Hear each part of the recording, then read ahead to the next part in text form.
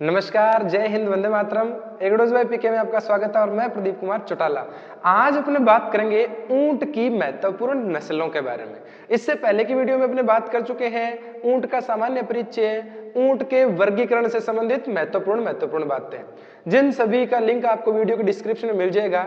आज अपने बात करेंगे कि राजस्थान के जलवायु के कारण या राजस्थान के वातावरणीय कारकों के अनुसार राजस्थान में कौन कौन सी ऊंटों की नस्लें पाई जाती है। तो चलिए शुरू करते हैं ऊंटों की नस्लें। देखो राजा, अभी तक अपने बात कर चुके थे ऊंट का सामान्य परिचय और आज अपने बात कर रहे हैं ऊंटों की नस्लें। तो सबसे पहले अगर अपने एक बार इस चीज को दोबारा रिपीट करें तो उसके अंदर अगर अपने बात करें NBAGR, national bureau of animal genetic resources, इसके अनुसार टोटल ऊंटों की नस्लें कितनी है, कुल नस्लें कितनी है, 9 है। नस्लों की संख्या कितनी नस्लें हैं बोलो, 9। और अगर अपने बात की जाए राजस्थान के हिसाब से कि भी राजस्थान में अपने पास कौन कौन सी ऊंटों की नस्लें देखने को मिलती है, अगर अपने बात करें राजा राजस्थान में अपने ऊंटों की नस्लें मुख्य कितनी देखते हैं, 3 नस्लें ऊंटों की देखते हैं। इन 3 नस्लों में अपने पढ़ते हैं जैसलमेरी, बीकानेरी और मेवाड़ी। ये अपने राजा ऊंटों की नस्लें देखते हैं। तो आज अपने इन्हीं के बारे में पढ़ेंगे, बीकानेरी, जैसलमेरी, मेवाड़ी, इन सभी नस्लों के बारे में। राजस्थान में अपने कौन कौन सी नस्लें हैं, इसका उत्पत्ति क्या है और इसके साथ कैसे क्रॉस करके ये बनी है, किस जलवायु कारकों में रहती है, वो सारी बातें अपने पढ़ेंगे। ये सारी बातें अपने थी total NBGR, national bureau of animal genetic resources, इसके अनुसार अपने पास 9 कुल नस्लें 9 हैं। और राजस्थान के हिसाब से अपने देखें तो अपने पास 3 मुख्य हैं, जैसलमेरी, बीकानेरी और मेवाड़ी। सिलेबस के अकॉर्डिंग बात करी जाए तो अपने सिलेबस में 3 है। तो सबसे पहले अपने बात करते हैं बीकानेरी के बारे में। किसके बारे में बात करते हैं बोलो, बीकानेरी नस्ल के बारे में अपने बात करते हैं। ऊंट की नस्ल बीकानेरी नस्ल, किसके बारे में बात करें बोलो राजा, बीकानेरी नस्ल के बारे में। देखो राजा, अपने बात कर रहे हैं बीकानेरी ऊंट, बीकानेरी ऊंट की नस्ल बीकानेर। देखो, जब भी अपने बात करते किसी भी नस्ल के बारे में तो सबसे पहले अपने बात करते हैं कि उसका ओरिजिन कहाँ है, उत्पत्ति कहाँ है, फिर उसकी शारीरिक विशेषताएं, महत्वपूर्ण कार्य, बहुत सारी चीजें देखते हैं। सबसे पहले अगर अपने बात करें राजा बीकानेरी ऊंट की, तो बीकानेरी ऊंट का उत्पत्ति देखा जाए, ओरिजिन ऑफ स्पीसीज, इस जो जाति है इसका ओरिजिन क्या है, तो बीकानेरी नाम ही आ गया जो बीकानेरी ज्यादा अपना आ सीखे। उत्पत्ति इसकी कहाँ है, बीकानेर। कहाँ है बोलो, इसकी उत्पत्ति कहाँ मानी जाती है, बीकानेरी का उत्पत्ति स्थल भी का, अरे बोलो रे, हाँ शाबाश, कहाँ पर है, बीकानेर के अंदर है। अच्छा, इस नस्ल का संकरण, ये इंपॉर्टेंट प्रश्न है भाई साहब, संकरण किससे करवाया गया है, जो बीकानेरी नस्ल का ऊंट है इसका कैसे इस नस्ल को तैयार किया गया, संकरण कैसे करवाया गया। तो संकरण के लिए जो बीकानेरी ऊंट है इसके अंदर जो सिंधी ऊंट की नस्ल सिंधी कोमा बलूची, सिंधी और जो बलूची है, सिंधी और बलूची के संकरण से कौन सा बना दिया बोलो, बीकानेरी। कौन सा है बोलो राजा, बीकानेरी। ऊंट की सिंधी और बलूची नस्ल के संकरण से कौन सा बन गया बोलो, बीकानेरी ऊंट बन। अरे बोलो रे, हाँ शाबाश, है ना, बीकानेरी ऊंट। आप यहाँ कही देगा बीकानेर का के फेमस का जी, बीकानेर का रसगुल्ला, आहा भुजिया, मुंह पानी आ गया। अरे हाँ शाबाश, है ना। तो बीकानेरी ऊंट है और बीकानेर का उत्पत्ति स्थल भी अपने कहाँ मानेंगे, बीकानेर। इसी के साथ अगर अपने बात करें राजा एक और, अगर अपने बात करें राष्ट्रीय ऊंट अनुसंधान केंद्र, राष्ट्रीय ऊंट अनुसंधान केंद्र की बात करें तो यह भी कहां पर है राजा, बीकानेर में है। कहां पर है राजा, बीकानेर में। ऊंट अनुसंधान केंद्र की बात करें तो बीकानेर के अंदर है जो नेशनल कैमल रिसर्च सेंटर, जैसे अपने बात करते हैं एनआरसी। और बीकानेर में भी कहां पर है, जोहड़बीड़, जोहड़बीड़ बीकानेर, जोहड़बीड़ बीकानेर के अंदर। अच्छा, इसी के साथ एक बात और बता दे तो नोट इंपॉर्टेंट बात है, जो ऊंट विकास बोर्ड है, ऊंट विकास बोर्ड, ऊंट विकास बोर्ड, ये बोर्ड कहां पर है, ये जोधपुर में। हालांकि ये बातें अपने पिछली वीडियो में भी पढ़ चुके हैं, लेकिन रिपीट करवा दें तो ज्यादा याद रहेगा। ऊंट विकास बोर्ड भी कहां है, जोधपुर में, ये जोधपुर में, ये बीकानेर में। इसके साथ एक इंपॉर्टेंट और बात कर लेते हैं, अपने मुख्यतः तो जो ऊंट पढ़ते हैं, हालांकि बीकानेर नस्ल के बारे में बात करेंगे, ये इंपॉर्टेंट बातें आ गई, दो नोट वाली बातें आ गई जो पेपर में पूछी जाती है। अच्छा, ऊंट अपने देखते हैं रेगिस्तान का जहाज है जी, ठीक है। इसके अलावा लंबी दूरी तय करने में सक्षम होता है, बिना पानी पिए। अच्छा, इसके अलावा ऊंट की एक ऐसी प्रजाति भी है जो तैरती है, तैरने में मुख्य यूज किया जाता है, तैरने वाले ऊंट है, ये इंपॉर्टेंट बात है। तैरने वाले ऊंट की नस्ल, तैरने वाले ऊंट की नस्ल। कल परसों वो एक स्टैंड अप कॉमेडियन थे, वो वीडियो में बात कर रहे थे, अच्छा ऊंट की नस्ल, तैरते हैं ऊंट, ऊंट तैर के कहां जा रहा है ना। तो ऊंट की तैरने वाली भी नस्ल होती है भाई साहब, और वो तैरने वाली नस्ल कौन सी होती है, खराई ऊंट होते हैं। कौन से ऊंट होते हैं, खराई ऊंट। ये जो खराई नस्ल है, यानी खराई ऊंट की नस्ल, खराई ऊंट की जो नस्ल है राजा, ये कैसी है, तैरने वाले ऊंट है। अरे बोलो, हाँ शाबाश, वेरी गुड। ऊंट की जो खराई नस्ल है वो तैरने वाली नस्लों के अंदर आती है, तो इनको तैरने वाले ऊंट भी कहते हैं। तो जो ये नस्ल है तैरने वाली नस्ल है। तो तीन बातें अपनों ने मेन बात कर रही, एक तो राष्ट्रीय ऊंट अनुसंधान के अंदर, ये कहां पर है, बीकानेर जोहड़बीड़ में रजा।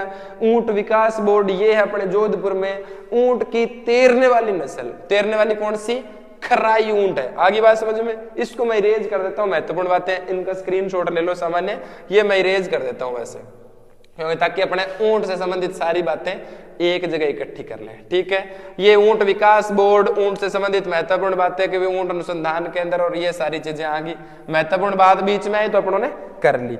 अच्छा, ये बात होगी संकरण के बारे में, उत्पत्ति। अब अपने बात करते हैं विशेषता के बारे में। किसके बारे में बात करते हैं, ऊंट की विशेषता के बारे में बात करेंगे। शारीरिक विशेषता कैसी कैसी होती है, ऊंट की विशेषता, ऊंट की विशेषता के बारे में बात करेंगे कि भी ऊंट में कैसे कैसे लक्षण दिखते हैं, कैसी ऊंट की नस्ल होती है। अब मैं हमेशा कहता हूं कि जब भी आप किसी पशु की शारीरिक विशेषता पढ़ते हैं तो सबसे पहले बाहरी ढांचा देखो कि भी आपको नॉर्मल जनरल आंखों से क्या क्या दिखाई दे रहा है। तो क्या क्या दिखाई दे रहा है, सबसे पहले अपने बात करते हैं रंग की। किसकी, रंग।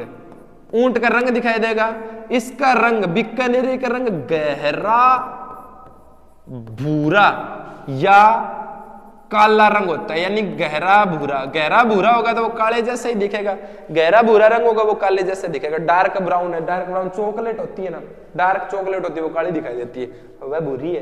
तो गहरा भूरा रंग है, काले रंग का होगा, ठीक है भाई, रंग देख लियो। अब और कभी सुनो बहुत हो तो चलो देखो, कभी देखो नहीं जदियां लाग्यो हो तो ऊंट की चीज है, तो चलो लिख दो, ये बात इंपॉर्टेंट लिख देना साथ में। विश्व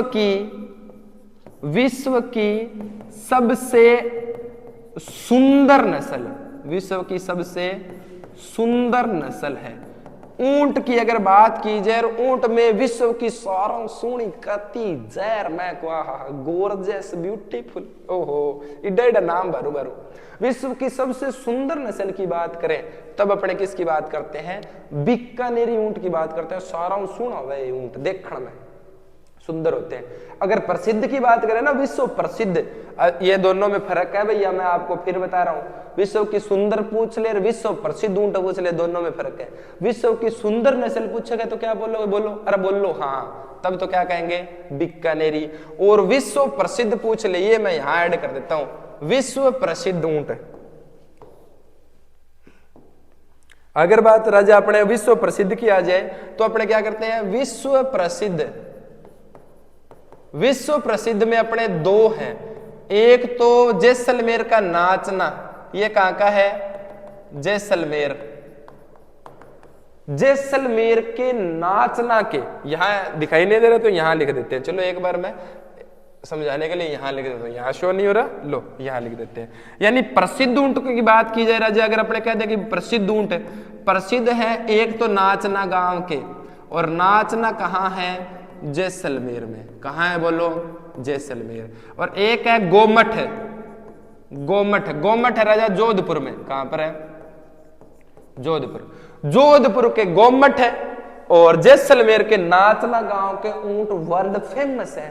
प्रसिद्ध में और सुंदरता में फर्क होता है, एक तो सुंदर है, देखे सुना लग है, ठीक है, और एक फेमस है, वर्ल्ड फेमस अपनी चाल के लिए, अपने कार्य शक्ति के लिए, वो सारी चीजें, ठीक है। तो इनमें फर्क है।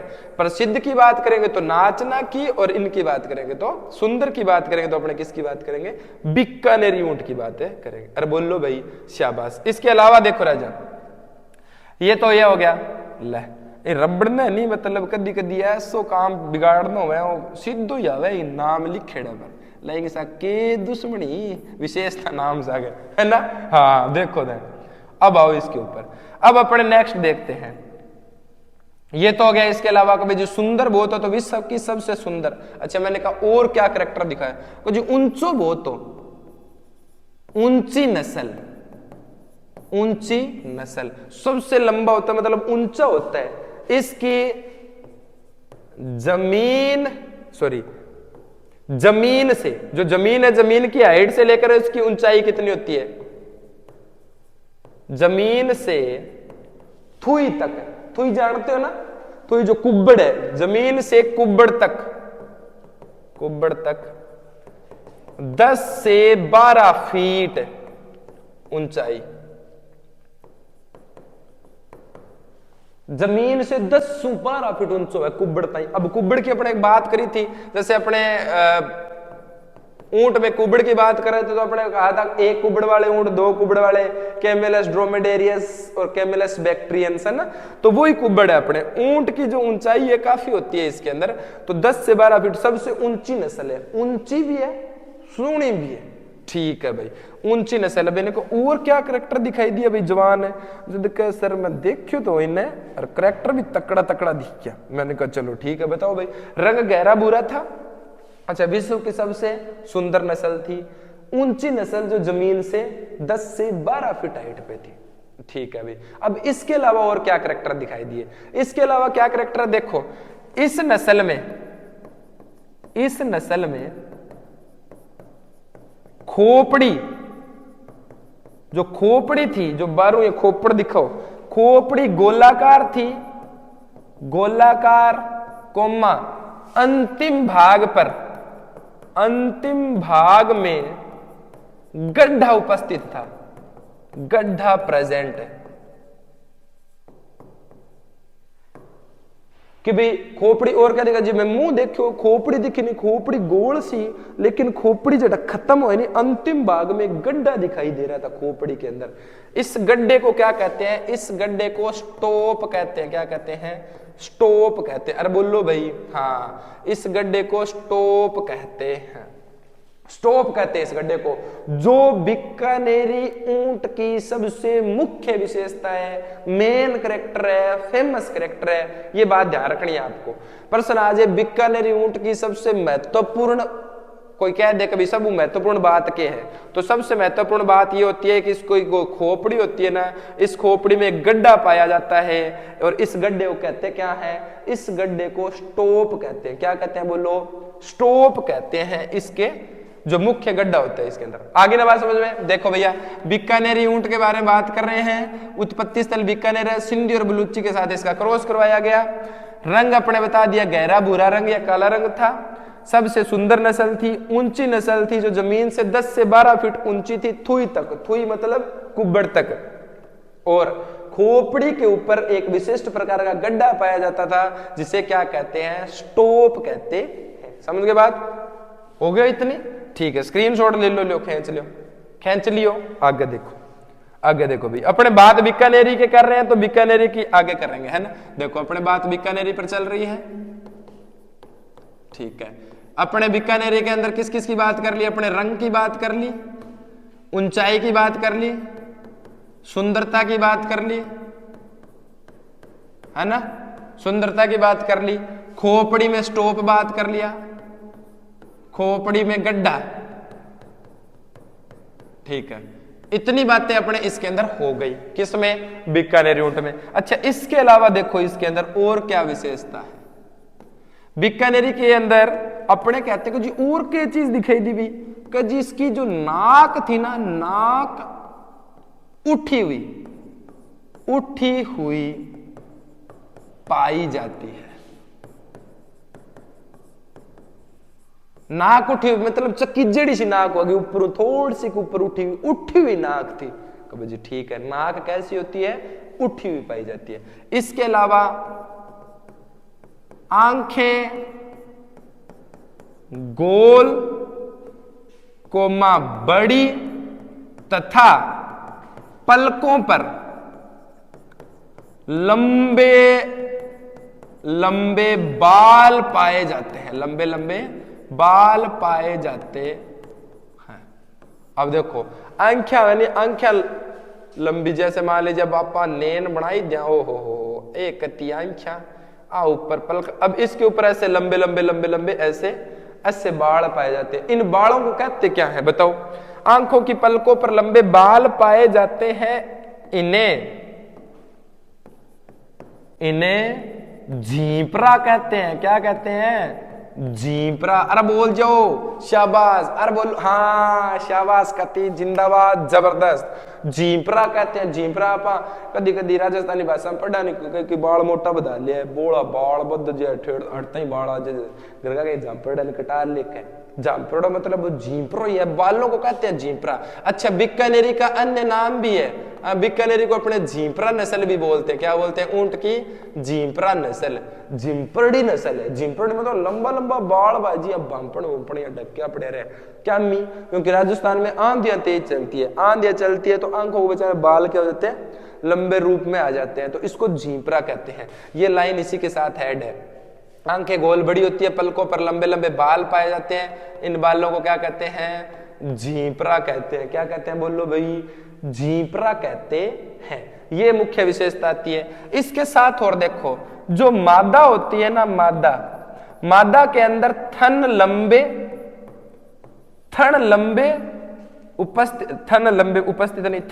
पाए जाते हैं, यानी लंबे थन होते हैं और थन लंबे पाए जाते हैं। तथा चुचकों में दो छिद्र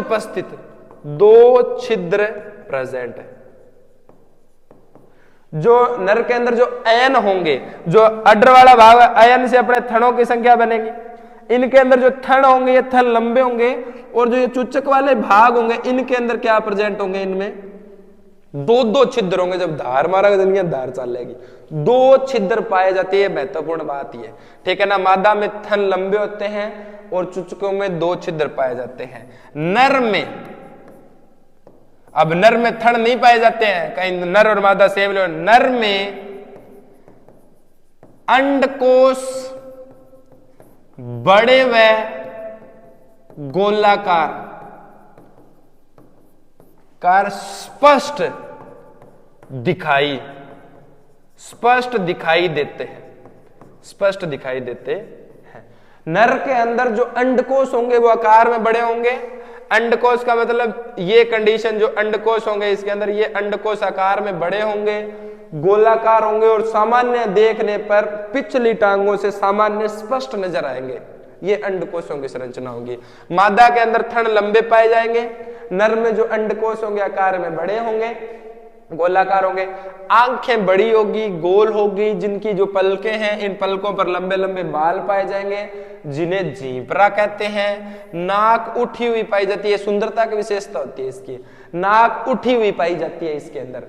और रंग अपने कह दिया काला बुरा होता है। हाइट की अपने बात कर दी 10 से 12 फीट होती है, सबसे सुंदर होती है। खोपड़ी पर एक गड्ढा पाया जाता है जिसे क्या कहते हैं, स्पोट कहते हैं, सॉरी स्पोट नहीं, स्टॉप।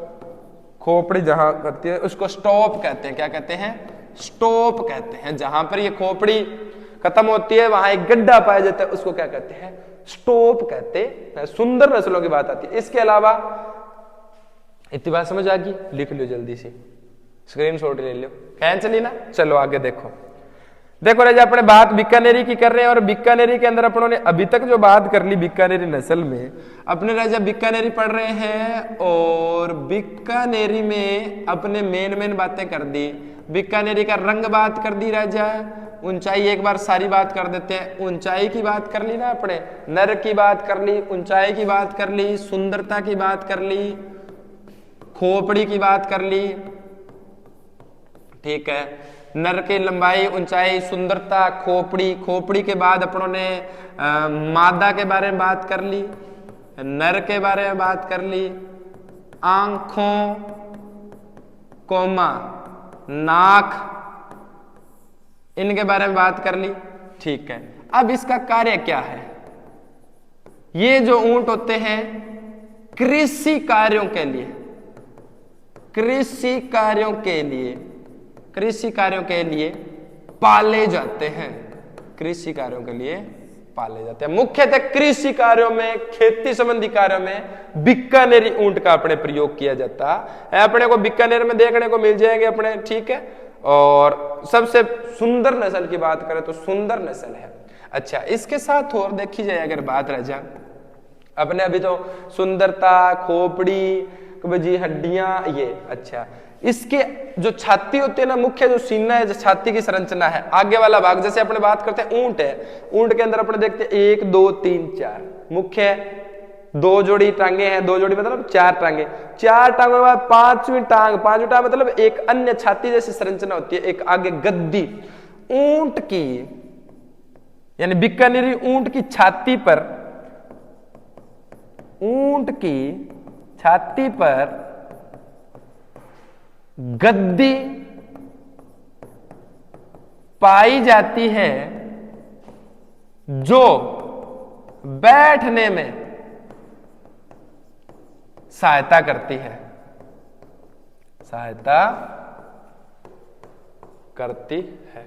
जब से ऊंट की संरचना अपन देखेंगे, अब जैसे आप स्क्रीन पे देखो, अब आपको एक ऊंट दिखाई दे रहा है ना, हाँ। अब इस ऊंट की नस्ल के अंदर देखो, अपने आगे वाले टांगों के पास क्या होता है, एक गद्दी नुमा संरचना दिखाई देती है जो ऊंट को बैठने में सहायता करती है, ठीक है। आगे ना, हाँ, ये चीज थी। अब अपने इसके अंदर जो गद्दी होती है छाती के आगे वाली संरचना में, यहाँ अठे क्या होगा, पहले ऊंट का 5 पग होता है, बाद में काट, हाँ, ये गद्दी जैसी संरचना उभार जो ऊंट को बैठने में सहायता करती है। समझ के बाद ये कौन सी नस्ल की अपने बात कर रहे हैं? बीकानेरी ऊंट के बारे में अपने बात कर रहे थे। तो बीकानेरी ऊंट के बारे में अपने क्या क्या चीजें पढ़ी? बीकानेरी ऊंट के अंदर पहले उत्पत्ति पढ़ा राजा, उत्पत्ति कहां थी? उत्पत्ति के अंदर अपने बात करी कि जी बीकानेर थी। सिंधी और बलूची ऊंट है, इसके क्रॉस से ये ऊंट की नस्ल अपने तैयार हुई थी, ठीक है। इसके बाद अपने ऊंचाई की बात करेंगे, 10-12 फीट ऊंचो है, ठीक है जी। भी सारों विश्व की सारों सुंदर नस्ल है। जो खोपड़ी होती है, खोपड़ी के अंदर जो हड्डी होती है अंतिम, वहां गड्ढे पाए जाते हैं। ये बात ध्यान रखना, मुख्य बात है गड्ढे। और गड्ढों क्या कहते हैं? स्टॉप कहते हैं। क्या कहते हैं? स्टॉप, जहां खत्म होती है। मादा के अंदर अपने बात कर ली, जो अयन होते हैं, अयन से थड़ लंबे होते हैं, जो चूचक भाग पाए जाते हैं, उन चूचकों के अंदर 2 छिद्र पाए जाते हैं दूध स्त्राव के लिए, ठीक है। इसके जो ब्रेस्ट पोर है, इसके अलावा जो नर है, नर के अंदर अंडकोश बड़े होते हैं, पिछली टांगों से सामान्य स्पष्ट रूप से दिखाई दे जाएंगे अंडकोश। जो आंखें होती है, आंखें गोल होंगी, बड़ी होंगी, तथा इनके ऊपर लंबे लंबे बाल पाए जाते हैं जिन्हें जींपरा कहते हैं। नाक हल्की सी इन ऊंटों की नस्लों की उठी हुई होती है। किसकी? बीकानेर की, जो सुंदरता का प्रतीक होता है, सुंदर लगते हैं फिर। अच्छा, कृषि कार्य हेतु पाले जाते हैं। छाती पर गद्दी जैसी संरचना पाई जाती है जो बैठने में सहायता करती है। आगे बात समझ में? और बोलो भाई, ठीक है। ये अपने थी ऊंट से संबंधित महत्वपूर्ण बातें और ऊंट से संबंधित सारी जानकारी अपनों ने पढ़ ली थी, ठीक है। ये चीजें अपने पढ़ ली। जमीन से कुबड़ की और टायर, स्टॉप गोलाकार, सिंधी और बलूची गहरा भूरा रंग, और सबसे सुंदर और फेमस में आपको फर्क पता करना है, भाई सुंदर कौन सी है और फेमस कौन है। और बोलो भाई, हाँ, शाबाश। सुंदर के अंदर अपने बात करते हैं तो बीकानेरी आएगा। फेमस की अगर बात कर ली जाए, फेमस की बात करें प्रसिद्ध की, तो नाचना जैसलमेर का, और गोमठ जोधपुर का। ये दो ऐसे हैं स्थान जहां के ऊंट वर्ल्ड फेमस है। ऊंट देखो बिना पानी पिए रह सकता है। इसके अलावा ऊंट सामान्यतः 18 से 36 लीटर पानी पीता है, सामान्यतः 18 से 36 लीटर पानी, और एक बार में 135 लीटर, एक बार में 135 लीटर पानी पीने का सामर्थ्य होता है ऊंट के अंदर। ऊंट का बाजी मैं टंकी खाली कर दूंगा, है ना। तो 135 लीटर पानी पीने का ऊंट में सामर्थ्य होता है। ऊंटों की हड्डियां मजबूत होती है, टांगे लंबी मजबूत सुंदर होने के कारण लंबी दूरी तय करने में सक्षम होते हैं। 60-60, 70-70 किलोमीटर सर्द रातों में 70-70 किलोमीटर तक दूरी तय करने में ये कैपेबल होते हैं ऊंट, सामान्यतः एवरेज बातें। तो ये थी अपने बीकानेरी ऊंट और बीकानेरी ऊंट से संबंधित महत्वपूर्ण बातें। अरे बोल लो आगे बात समझ में। इन सभी के आप सुंदर नोट्स बनाओ, बढ़िया मैटर तैयार करो, बढ़िया पढ़ो, बढ़िया खाओ, सुंदर विचार रखो। अच्छे विचार आपको सकारात्मकता की तरफ लेके जाएंगे। सकारात्मकता देखो, नकारात्मकता और सकारात्मकता दो चीजें हैं। नकारात्मकता आपको आकर्षित करेगी, सकारात्मक आपको होना पड़ेगा। अगर आप आंतरिक रूप से सेल्फ मोटिवेटेड हैं और सकारात्मक हैं तो आपको किसी अन्य वस्तु की आवश्यकता नहीं है। तो आप सकारात्मक रहिए, सकारात्मक विचार रखिए, अच्छा खाइए, खुश रहिए, मस्त रहिए। आज के लिए इतना बहुत है। नेक्स्ट वीडियो में अपने बात करेंगे जैसलमेरी नस्ल के बारे में। आज के लिए इतना बहुत है। जय हिंद, वंदे मातरम।